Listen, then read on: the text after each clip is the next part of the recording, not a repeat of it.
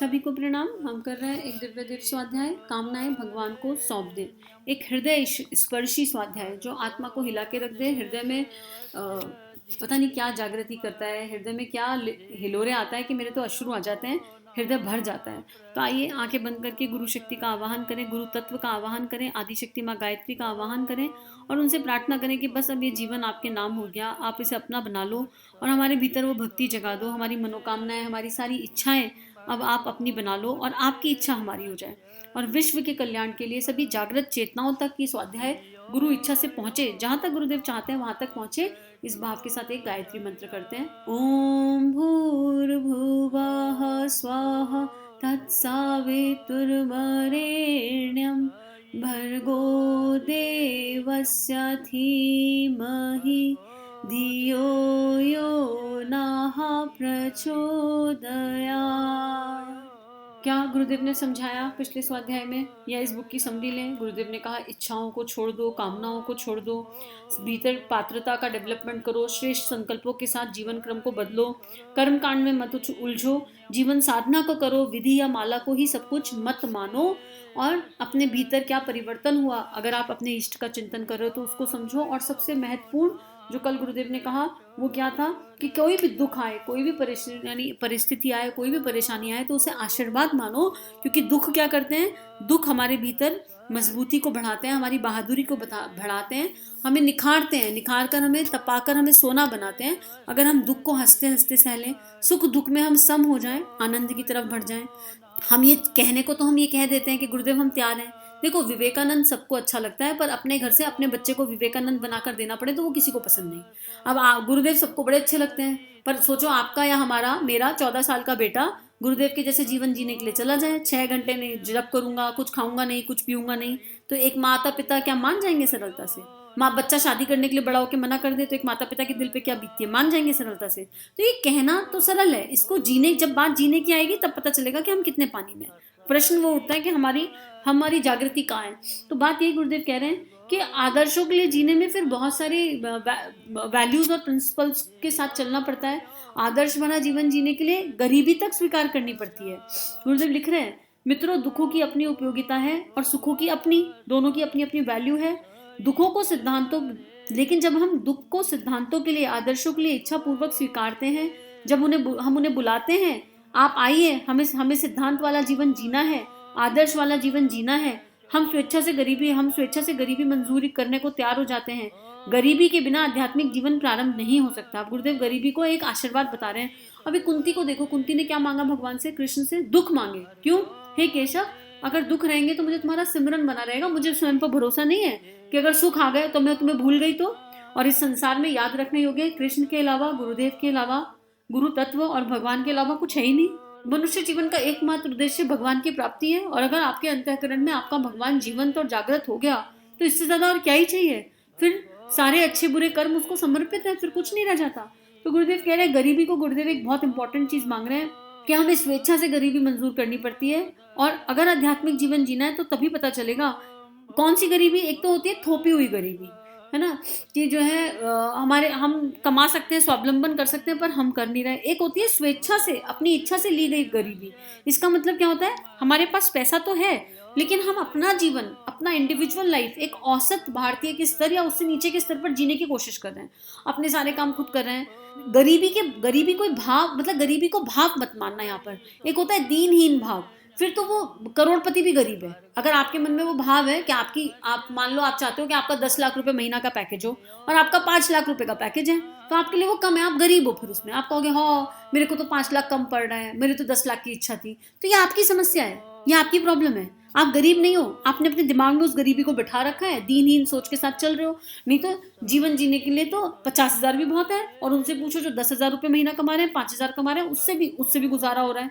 तो इस इंटेंशन को गुरुदेव की यहाँ समझने की जरूरत है कि गुरुदेव क्या कह रहे हैं। गुरुदेव कह रहे हैं हमारे पास जो भी हो बाहर, खूब कमाओ और जो अपने लिए मिनिमम रखो और बाकी देश के लिए, समाज के लिए लगा दो। क्योंकि जिनके पास कमाने की क्षमता है, अगर वो हाथ धर के बैठ गए और कमाएंगे नहीं, तो फिर जो आध्यात्मिक प्रयोजनों को पूरा करने के लिए श्री की जरूरत है वो कहाँ से पूर्ण होगी। तो अगर आपके पास प्रतिभा है तो आप करोड़ों कमाओ, लेकिन उस करोड़ों में से अपने लिए क्या रख रहे हो? अपना जीवन ऐसा कि न्यूनतम में जितने में हमारी आवश्यकता पूरी हो जाए हम उतना अपने लिए रखेंगे। हम एक किफ़ायती जीवन जिएंगे। हम ना ज़्यादा शॉपिंग, खाना पीना मितव्यता के साथ, सीजन के हिसाब से क्या प्रोटीन चाहिए, मतलब जहां जहां पैसा बचा सकते हैं बचाएंगे। यहाँ पर कंजूसी की बात नहीं हो रही। श्रम, पैसा बचाएंगे तो देखो, अगर हम पैसा बचाने लगे तो हमारा उससे श्रम, समय सब कुछ बचता है, अकल बचती है। इंसान को ना अगर 4 टाइम खाना खाना हो तो उसे इस पे अकल लगानी पड़ती है कि क्या बनेगा क्या बनेगा क्या बनेगा। उसके बाद वो 4 टाइम का अरेंजमेंट करने में समय लगता है, इस सामान को लाकर जाने में भी पैसा खर्च होता है। और अगर बुद्धि सीधी सीधी हो जाए कि बस सुबह उठ के दूध पी लेंगे, शाम को दूध पी लेंगे, दूध भी हाई चीज है, और बिल्कुल मिनिमम गुड़ से रोटी खा लेंगे, सोच ही खत्म। समय बच गया, पैसा बच गया, श्रम बच गया, सब कुछ तो बच गया। जब सोच फिक्स हो, जैसे अनुष्ठान साधना में होता है ना, सोचना ही नहीं पड़ता, पता है फिक्स आहार है, इतना खाना है, तो सब कुछ बच जा रहा है। तो वो सारी चीजें जो बच गई वो एक एनर्जी है, वो एनर्जी बच गई, वो एनर्जी अंतःकरण में स्थित हो गई, और वो एनर्जी श्रेष्ठ कर्मों में लगाई जा सकती है। भाई अब आपका किचन से टाइम बच गया, आपको क्या खाना है क्या बनाना है उससे टाइम बच गया, आपको मार्केट से लाने का झमेला बच गया क्योंकि आपको शुरू से ही पता है। तो ये सारा जो समय बचा, ये जो श्रम बचा, ये जो ऊर्जा बची, इसको गुरु कार्य में लगाया जा सकता है ना। तो गुरुदेव जिस गरीबी की बात कर रहे हैं वो हृदय के अंतःकरण की बात कर रहे हैं गुरुदेव, कि हमारे पास कितना भी हो, अभी कितना भी गोल्ड है मत पहनो ना, सारा बिल्कुल उतार दो, एक एक चीज उतार दो, मत पहनो। खुद अगर लेडीज अपनी चूड़ियां उतारे तो हाथ देखकर कहेंगी हाँ हाथ सूने सूने लग रहे हैं। क्यों? आप चूड़ियों को मानते हैं कि चूड़ियां सौभाग्य का प्रतीक है, यहाँ उस भावना को डिनाई नहीं किया जा रहा है। वो भावना अपनी जगह श्रेष्ठ है, अच्छी है प्रतीक, लेकिन आपको अपना हाथ देखकर नहीं अच्छा लगेगा, क्योंकि अभी भाई आपका कर्म श्रेष्ठ होगा। सावित्री सत्यवान को ले आई ना वापस। अगर सौभाग्य का प्रतीक आपके हाथ की चूड़ियां नहीं है, आपके मन की भावना है, आपका अंतःकरण है। तो यहाँ गुरुदेव हमें यही समझाना चाह रहे हैं, माता जी अपने सारे गहने क्यों दे दी? माता जी क्या पहनती थी? कुछ भी नहीं पहनती थी, एक घड़ी पहनती थी। तो क्या गुरुदेव उनका सौभाग्य का प्रतीक नहीं थे? तो ये एग्जाम्पल के लिए कहा जा रहा है, किसी की भावनाओं को आहत करने के लिए नहीं कहा जा रहा। इसको समझने का प्रयास करना भावनाओं के स्तर पर। तो गुरुदेव कह रहे हैं हमें किफायती बनना पड़ेगा हर दृष्टि से, सोचने की दृष्टि से। हम श्रेष्ठ पर चिंतन करें, संसारिक चीजों पर चिंतन ही ना जाए हम। और जब हम इस तरह का जीवन जिएंगे ना तो हमारा कोई कम रुकेगा नहीं, हमें कोई तंगी नहीं आएगी। ये श्रद्धा और विश्वास मन में रखना, संग्रह नहीं होगा, कोई तंगी नहीं आएगी। तो लेकिन ये जीने के बाद ही समझ में आएगा कि फिर अच्छा खाना क्या होता है। जब हमारी जब सोच विस्तृत हो जाएगी, हमारी करुणा संवेदना बढ़ जाएगी, तो हम जब एक कौर भी मुंह में रखेंगे तो हमें हजारों वो लोग दिखने लगेंगे जिनको खाना नसीब नहीं होता। गुरुदेव का संवेदना का स्तर वो था। हम प्रार्थना करें कि हमारा भी वो हो जाए कि हम कैसे 4 टाइम 3 टाइम खा लेते हैं, कैसे हम इतने कपड़े खरीद लेते हैं, जबकि हमको पता है कि समाज में कितनी समस्या है, कितनी प्रॉब्लम्स हैं, कितनी पीड़ा है। तो और क्योंकि हम उस गरीब मुल्क में रहते हैं जहाँ बहुत सारे भिखारी घूम रहे हैं, इतना गलत काम हो रहा है, तो फिर हम कैसे चाहते हैं कि हमको मलाई मक्खन मिले। ये सब संवेदना है। अभी यहाँ पर भी बस जाग जाए, गुरु कृपा होगी तो जाग जाएगी, अभी तो नहीं जागी हुई है, लेकिन ये प्रार्थना होती है कि गुरुदेव कैसे उनका तकिया रात रात भर गीला रहता था, रोते रहते थे। वो कौन सा करुणा संवेदना का भाव था। ये सबको एग्जाम्पल पता होगा कि एक बार माता जी ने गुरुदेव को उनके अनुष्ठान के टाइम पर, पूरी रात जगते थे, काम करते थे, एक मौसमी का जूस का एक गिलास दे दिया। गुरुदेव बिल्कुल बिजी थे, काम कर रहे थे, उन्हें पता नहीं चला, उन्होंने वो मौसमी का जूस पी लिया।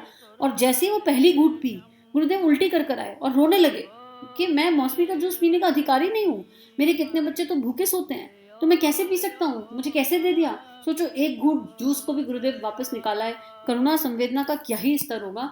अगर उस करुणा संवेदना का 0.00001% भी हृदय में आ जाए ना, तो जीवन धन्य हो जाएगा। तो यही प्रार्थना कर लेते हैं कि गुरुदेव हमें बता दो आप क्या कहना चाह रहे हो। ये गरीबी वाली बात कर गुरुदेव पैसे से गरीब होने की बात नहीं कर रहे। गुरुदेव भावनाओं से जो अमीर हो जाएगा ना, उसका औसत, उसका जो जीवन स्तर है वो अपने आप वैसा हो जाएगा। तो गुरुदेव उसकी बात कर रहे हैं, स्वेच्छा वाली, कि अपनी क्षमता से खूब कमाओ और उसको खूब बांटो, लोगों के दुख दर्द दूर करो, पर अपना जीवन एकदम किफायती रखो, एकदम मिनिमाइज रखो। गुरुदेव कह रहे हैं अपने लिए कम और औरों के लिए ज्यादा। ये गुरुदेव ने पहले भी बताया था, आनंद देने में है, जो सच्चा आनंद है वो देने में है।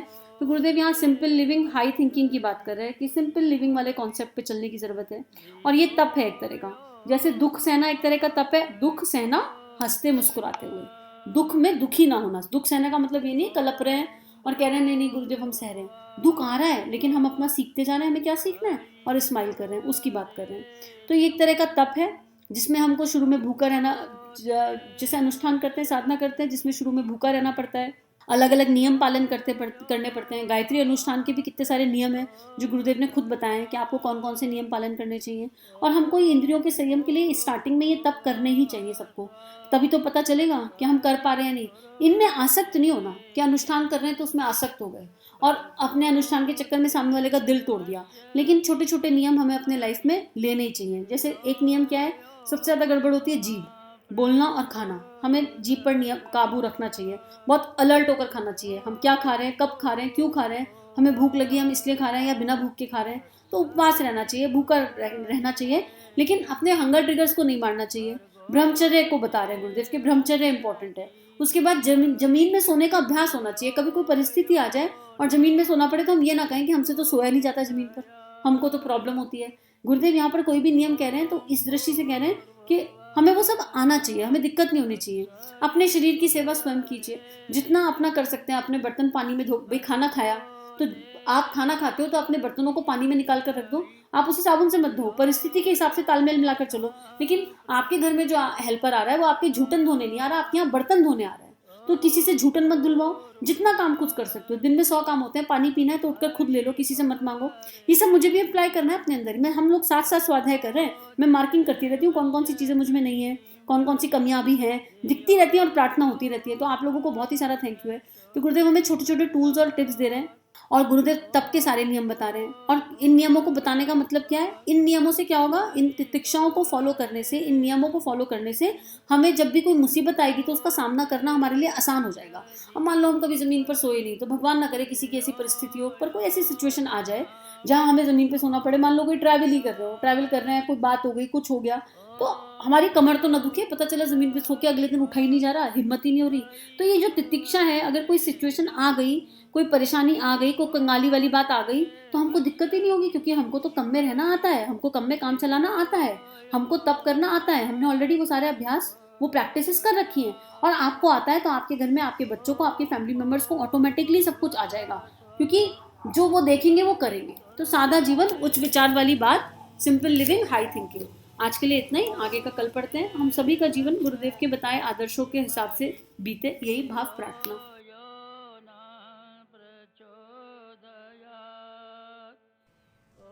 हमारे YouTube चैनल को सब्सक्राइब कीजिए और बेल आइकन पर क्लिक कीजिए ताकि आने वाली सभी वीडियो की नोटिफिकेशन आपको मिलती रहे।